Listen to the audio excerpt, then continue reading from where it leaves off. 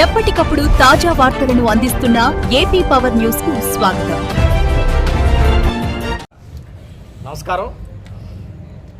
Janasena party రాష్ట్ర అధ్యక్షులు గౌరవ ఉప ముఖ్యమంత్రి వర్యులు శ్రీ పవన్ కళ్యాణ్ గారి ఆదేశాల మేరకు, అలాగే మాజీ మంత్రివర్యులు స్థానిక శాసనసభ్యులు కొనతాల రామకృష్ణ గారి యొక్క ఆదేశాల మేరకు ఈరోజు అనకాపల్లి జనసేన పార్టీ కార్యాలయంలో ఈ యొక్క మీడియా సమావేశం ఏర్పాటు చేయడం జరిగింది.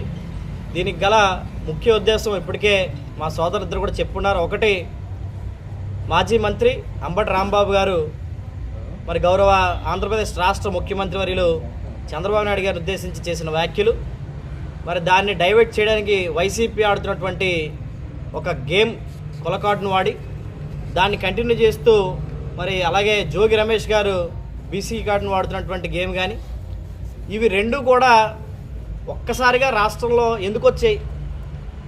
ఇప్పటి వరకు బయటకు వచ్చి ఈ అనిశ్చితి క్రియేట్ చేయనటువంటి వైసీపీ నేతలు ఈరోజు సడన్గా రోడ్డు మీదకి వచ్చి ప్రజల్లో, ఈ రాష్ట్రంలో శాంతి భద్రతలు లోపించేయి, ప్రజల్లో ఏదో ఒక అనిశ్చితి క్రియేట్ చేయాలి, మొత్తం న్యూస్ అంతా కూడా మన వైపు తిరగాలని అందుకే అనుకుంటా ఉన్నాయి. కేవలం ఒకే ఒక కారణం, కల్తీ నెయ్యి వాడి ఆ లడ్డు ఏదైతే అంశం ఉందో దాన్ని సిట్టి నివేదికలు కూడా బయట పెట్టిన తర్వాత ఈరోజు వైసీపీ నేతలందరూ కూడా మన జగన్మోహన్ రెడ్డితో పాటు మరి మనకిక్కడ తన్నేస్తే పోయినటువంటి కోడిగుడ్డు కానీ, ఇలా ప్రతి ఒక్కరు, గుడివాడ అమర్నాథ్ ప్రతి ఒక్కరు కూడా మాట్లాడుతూ, అదిగో మాకు సిట్టు క్లీన్ చిట్ ఇచ్చింది, లడ్డూలో దానికి వాడినటువంటి నెయ్యిలో ఎక్కడ కూడా జంతువుల కొవ్వు లేదు, మేము తప్పు చేయలేదు. అసలు ఎన్డీడీబీ రిపోర్ట్స్లో చాలా క్లియర్గా ఏమి ఇచ్చారండి? యానిమల్ ఫ్యాట్స్ ఉన్నాయని చెప్పని ఇచ్చారు. సిట్ ఏర్పాటు చేసిన తర్వాత అక్కడ పరీక్షలు జరిగిన తర్వాత యానిమల్ ఫ్యాట్స్ తక్కువ శాతం ఉన్నాయి.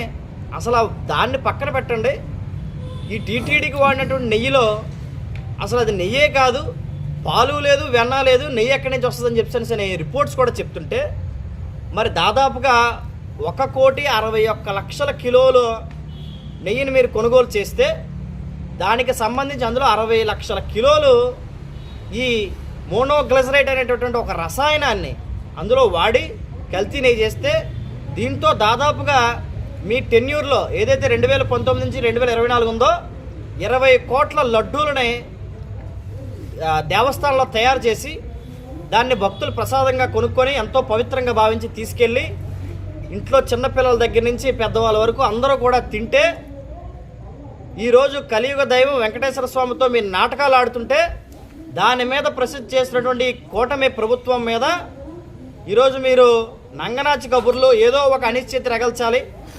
అసలు ఈ విషయం నుంచి ప్రజలందరూ పక్కదో పట్టాలి. ఎందుకంటే రేపు పొద్దున్న మనం ఆ కలియుగ దైవం వెంకటేశ్వర స్వామి ప్రసాదాన్ని కల్తీ చేసామంటే రోడ్ల మీద పరిగెట్టించి తంతారనే ఒక ఉద్దేశంతో ఈ ట్రాప్ అంతా మీరు సృష్టించి ప్రజల్లో ఈ రాష్ట్ర ప్రభుత్వం మీద ఒక అనిశ్చితి రేగాల్సిన చూస్తూ ఉన్నారు. ముందు దీనికి మీరు సమాధానం చెప్పండి. తిరుమల తిరుపతి దేవస్థానానికి సంబంధించినటువంటి లడ్డూకి సంబంధించిన నెయ్యిలో కల్తీ చేయలేదు అని చెప్పని అలిపిరి మెట్ల సాక్షిగా ఈ వైసీపీ నేతలు, సోకాల్ వైసీపీ నేతలు ఎవరైనా ప్రమాణం చేయగలరా? మరి మొన్న ఇక్కడ పత్రికా సమావేశం పెట్టి మాట్లాడినటువంటి గుడివాడ అమర్నాథ్ మేము ఛాలెంజ్ చేస్తున్నాం. అలిపిరి వెంకటేశ్వర స్వామి మెట్ల మీద ప్రమాణం చేసి మా ప్రభుత్వం దీంట్లో ఎటువంటి కల్తీ చేయలేదు అని చెప్పగలవా? నువ్వు జగన్మోహన్ రెడ్డి కల్తీ చేయలేదని మీరు చెప్పగలరా? మీకు సంబంధించినటువంటి రూట్స్ ఎక్కడెక్కడ ఎంత డబ్బు ట్రాన్స్ఫర్ అయింది, ఎవరి అకౌంట్స్ ట్రాన్స్ఫర్ అయ్యాయి, ఎవరెవరు ఈ మోనోగ్లిజరైడ్ అనేటువంటి రసాయనాన్ని కొనుగోలు చేశారు? 200 నుంచి 250 డిగ్రీల సెంటిగ్రేడ్ దగ్గర కొవ్వుని కరిగిస్తే ఈ మోనోగ్లిజరైడ్ అనేటటువంటి ఒక కెమికల్ వస్తుంది. ఈ రిపోర్ట్స్ మీరు తెప్పించుకొని చదవండి. ఆ రిపోర్ట్స్లో ఒక దగ్గర యానిమల్ ఫ్యాట్స్ లేవు అన్న దాన్ని పట్టుకొని వైసీపీ తప్పు చేయలేదు, వైసీపీ క్లీన్ చిట్ ఇచ్చారు. ఇది చెప్పడం కాదు, అసలు వైసీపీ క్లీన్ చిట్ ఎక్కడ ఇచ్చారు? మీరు నెయ్యే వాడలేదని చెప్పారు. నెయ్యి వాడకుండా లడ్డు ఎలా తయారైంది స్వామి? మీరు వెంకటేశ్వర స్వామితోనే నాటకాలు, గేమ్స్ ఆడేంత పెద్దోళ్ళు అయిపోయారా? మరి గతంలో గేమ్స్ ఆడితే ఏమైందో తెలుసు కదా, గుర్తుందా? స్వామి జోలికి వెళ్ళి బతికి పట్టడం ఎవడో లేడు కాబట్టి మళ్ళీ అలాంటి గేమ్స్ ఆడుతున్నారు మీరు. దాన్ని ప్రజల మీద రుద్దేటటువంటి ఒక అనిశ్చితి. ఈరోజు కొవ్వెక్కి ఒకడు ఆయన వయసుకు కూడా గౌరవం మాట్లాడితే దానికి కులం ఎందుకు ఆపాదిస్తారండి? తప్పు చేసిన వాడికి శిక్ష అనిపిస్తున్నప్పుడు కులం గుర్తొస్తుందా? జోగి రమేష్ బీసీ నాయకుడా, అంబటి రాంబాబు గారేమో కాపు నాయకుడా, జగన్ రెడ్డి వైసీపీ నేత, ఆంధ్రప్రదేశ్ రాష్ట్ర వైసీపీ నేత, మాజీ ముఖ్యమంత్రి. నువ్వు రెడ్డి నాయకుడు కావా? మిగతా కులాలకు సంబంధించిన నాయకులకు మాత్రం ఎందుకు ముందు కులం వస్తుంది? తప్పు చేసేవాడికి కులం ఎందుకు వస్తుందయ్యా? ఇలాంటి ధోరణి కనుక వైసీపీ నేతలు మానుకోకపోతే ఎట్టి పరిస్థితులు చూస్తూ ఊరుకోరు. ఈరోజు వాళ్ళ కేంద్ర కార్యాలయం నుంచి మీరు గుళ్ళకి వెళ్ళండి, వెంకటేశ్వర స్వామి గుళ్ళు ఎక్కడుంటే అక్కడికి వెళ్ళి అపరాధన క్షమాపణలు కానీ యాత్రలు చేయండి అని చెప్తున్నారు. సిగ్గొద్దా మీకు? స్వామివారి ప్రసాదాన్ని కల్తీ చేసి మొత్తం దేశవ్యాప్తంగా స్వామివారి తాలూకు ప్రతిష్టకు భంగం కలిగించి ఇన్ని కోట్ల మంది స్వామివారి యొక్క భక్తులతో ఆటలాడుకొని ఆ కెమికల్ రసాయనాలు కలిగినటువంటి నెయ్యిని తెచ్చి మీ ఇంట్లో నైవేద్యం పరమాన్ని వండుకొని మీ మనస్ఫూర్తిగా మీరు దేవుడికి నివేదన చేయగలరా? ఆ రసాయనం కలిపినటువంటి ఆ ప్రసాదాన్ని మీ ఇంట్లో మీ పిల్లలకు పెట్టగలరా? మీరు తినగలరా? మీ ఇంట్లో పెద్దవాళ్ళకి పెట్టగలరా? అంటే రాష్ట్రంలో ఉన్నటువంటి అందరూ కూడా మీకు ఎలా ఉన్నారంటే అలా కనబడతారు. మనకు కేవలం డబ్బులే కావాలి. 250 కోట్ల రూపాయల అవినీతి ఆ రోజుల్లో మీరు చేశారనిసినట్టే మీ ప్రభుత్వంలో ఎక్కడ పెట్టాలి మిమ్మల్ని? ఈరోజు దీని మీద శుద్ధపోసలాగా జగన్మోహన్ రెడ్డి బయటకు వచ్చి మాట్లాడుతున్నారు కదా, ఖచ్చితంగా దీని మూల్యం చెల్లించుకుంటారు మీరు. రాబోయే రోజుల్లో దీన్ని తగ్గ శిక్షలు మీకు పడతాయి. వెంకటేశ్వర స్వామి అయితే చూస్తూ ఊరుకోడు. ఖచ్చితంగా చట్టం దృష్టిలో, ప్రజల దృష్టిలో మీరు తప్పు చేశారు. ఈ తప్పుకు తగ్గ శిక్ష మీకు పడేలా ఈ కూటమి ప్రభుత్వం చేస్తుంది.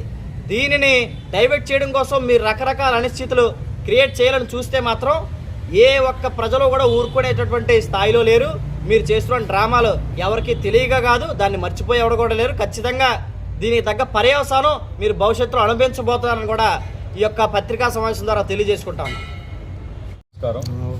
ముందుగా కొద్ది రోజుల క్రితం వైసీపీ నాయకుడు మాజీ మంత్రి అంబటి రాంబాబు గౌరవ ముఖ్యమంత్రి శ్రీ నారా చంద్రబాబు నాయుడు గారిపై చేసిన అనుచిత వ్యాఖ్యలను జనసేన పార్టీ, అనకాపల్లి జనసేన పార్టీ తరఫున తీవ్రంగా ఖండిస్తున్నాం. అలాగే అతి ముఖ్యంగా ఆ ఇన్సిడెంట్ జరిగిన దగ్గర నుంచి జరుగుతున్న పరిణామాలు చూసుకున్నట్టయితే ఒక రకమైన ఫాల్స్ ప్రాపగండాని సాక్షి ఛానల్ కానివ్వండి, లేకపోతే వైసీపీలో ఒక సెట్ ఆఫ్ పీపుల్ కానివ్వండి, ఒక ఫాల్స్ ప్రాపగండా నడిపిస్తున్నారు. అదేమంటే కాపు కమ్యూనిటీ మీద కూటమి ప్రభుత్వం కక్ష కట్టిందనో, లేదా కాపు నాయకులపైన కూటమి ప్రభుత్వం ప్రతీకార చర్యలు తీసుకుంటుందని చెప్పి ఒక రకమైన తప్పుడు ప్రచారం చేస్తున్నారు. ఈ విషయానికి వస్తే సహజంగా కాపులు ఒక కాపు యువకుడిగా నేను నా యొక్క భావనని చెప్తున్నాను. సహజంగా కాపుల్లో ప్రస్తుతం 2 రకాలు ఉన్నాయి. ఒకటి సమాజంలో సాధారణంగా ఉండే కాపులు, 2 వైసీపీలో ఉండే రెడ్డి కాపులు. ఫస్ట్ కాపులతో ప్రమాదం ఏం లేదు, కానీ ఈ 2వ రకం కాపులతో ఎటువంటిదంటే వాళ్ళు కేవలం కాపు కులాన్ని వారి యొక్క ఉనికి కోసం వాడుకుంటూ, కాపు కుల పేరును వాడుకుంటూ వారి యొక్క పబ్బం గడుపుకుంటున్నారు తప్పితే ఏ రోజు కూడా కాపుల యొక్క అభ్యున్నతకు కానీ, కాపుల యొక్క రిజర్వేషన్కి సంబంధించి కానీ ఏ రోజు పోరాటం చేసింది లేదు. అందులో ఫస్ట్ స్థానం ముద్రగడ పద్మనాభరెడ్డికి తీసుకుంటే, 2వ స్థానం అంబటి రాంబాబు. ఇతను తనకు సహజంగా నోటి విరోచనాలు తనకు ఎక్కువ, ఏం వాగుతాడో తెలియదు, లైమ్ లైట్లో ఉండాలి ఎప్పుడూ కూడా, పేపర్లో మీడియాలో ఎప్పుడు తన పేరు వినబడించాలనే దాని మీద ఎప్పుడూ సమయం సందర్భం లేకుండా ఏది పెడితే అది వాగే మనిషి అంబటి రాంబాబు. అటువంటి మనిషి నోటి దురదతో ఇష్టానుసారంగా వాగుతూ ఒక రాష్ట్ర ముఖ్యమంత్రి అనే మినిమం కామన్ సెన్స్ లేకుండా ఒక రకమైన దిగజారుడు వ్యాఖ్యలు చేస్తూ, జుగుప్సాకరమైన వ్యాఖ్యలు చేస్తూ తన స్థాయిని తగ్గించుకొని మాట్లాడిన వ్యక్తికి ఈరోజు ఈ రెడ్డి కాపులు అందరూ తీసుకొచ్చి కాపు కులకాటును వాడడం నిజంగా ఒక కాపు యువకుడిగా నేను ఖండిస్తున్నాం. ఎందుకంటే నిజంగా ఆయన చెప్పుకుంటూ వచ్చాడు ఈరోజు వరకు కూడా, నేను కాపులకు సంబంధించిన నాయకుడిని కాదు, నేను కాపుల కోసమే చేసే రాజకీయం నాయకుడిని కాదు అని చెప్పి ఆయన నేరుగా ఎన్నో డిబేట్లలో చెప్పాడు. అదేవిధంగా 2019లో ఆయన సత్తెనపల్లిలో పోటీ చేసి నెగ్గినప్పుడు అక్కడ ఉన్న కాపు జనాభాలో 50% మంది ఆయనకి వేయకుండా జనసేనకి వేశారు, కాబట్టి నాకు రెడ్లే ముఖ్యమని చెప్పి ఆయన బహిరంగంగా మీడియా ముందు చెప్పిన వ్యక్తికి ఈరోజు ఏ మొహం పెట్టుకొని వైసీపీ కాపులందరూ కూడా అతన్ని కాపు నాయకుడు, కాపు నేత అని చెప్పి అతని అంబటి అనే పేరు ముందు కన్నా ఈ కాపు నేత అనే పేరుని పెట్టి ఈరోజు మన ప్రజల్లో ఒక రకమైన ఫాల్స్ ప్రచారం చేస్తూ ఉన్నారు. ఆయన ఏ రోజైనా సరే కాపుల యొక్క రిజర్వేషన్ సంబంధించి కానీ గతంలో చేసిన కాపు పోరాటాల్లో కానీ ఏ రోజు కూడా ఆయన కూర్చున్నది లేదు. ఇవన్నీ పక్కన పెడితే ఆయన తరచూ ఇదే రకమైన దిగజారుడు వ్యాఖ్యలు చేస్తూ ఆయన్ని ఎక్కడ ప్రజలు మర్చిపోతారా అని, ఆయన్ని ఎక్కడ ప్రజలు రాజకీయంగా కనుమరుగా చేస్తారా అనే భావనతో మొన్న సంక్రాంతికి గంగిరెద్దులాగా 2 స్టెప్పులు వేసి ఒక 2 రోజులు ఇంటర్నెట్లోనే లేకపోతే న్యూస్లో తిరిగాడు. మళ్ళీ ఇంకప్పటి నుంచి మళ్ళీ ప్రజలు ఆయన గురించి మాట్లాడుకోవట్లే.